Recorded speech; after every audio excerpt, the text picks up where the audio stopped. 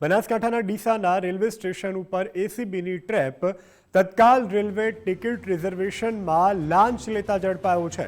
Deesa railway station booking ઓફિસમાં ACB દ્વારા raid પાડવામાં આવી છે। Chief booking clerk Ramesh Kumar Ramuji Solanki ઝડપાયો છે।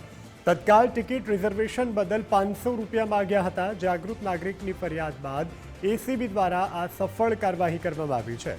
તો ટીવી સ્ક્રીન પર દેખાતું આ ક્લાર્ક સુરેશ કુમાર કે જે ટિકિટ માટે 500 રૂપિયા માંગ્યા હતા તે બદલ એસીબીએ છટકું ગોઠવી અને તેને ઝડપી પાડ્યો છે। જાગૃત નાગરિકની ફરિયાદ બાદ એસીબી દ્વારા આ સફળ ટ્રેપ કરવામાં આવી છે। લાંચ લેતા તેને રંગે હાથ ઝડપી લેવામાં આવ્યો છે। બનાસકાંઠાના ડીસા રેલવે સ્ટેશનની આ ઘટના કે જ્યાં એસીબીએ સફળ ટ્રેપ કરી છે। તત્કાલ રેલવે ટિકિટ રિઝર્વેશન માટે 500 રૂપિયાની લાંચ માંગ્યાનો આરોપ હતો।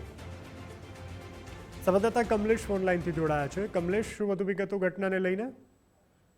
જી બિલકુલ, વાત કરવામાં આવે તો ડીસામાં એસીબીના હાથે એ તત્કાલીન રેલવે ટિકિટના જે રિઝર્વેશનના અધિકારી હતા તે ઝડપાયા છે। જે કહી શકાય કે રિઝર્વેશન માટે 500 રૂપિયાની જે લાંચ હતી તે માગી હતી, ત્યારે એસીબીએ છટકું ગોઠવીને જે સુરેશકુમાર રામુજી સોલંકીને ઝડપી પાડીને વધુ તપાસ હાથ ધરી છે। જી કમલેશ, જોડાયા, જાણકારી આપી તે બદલ આભાર।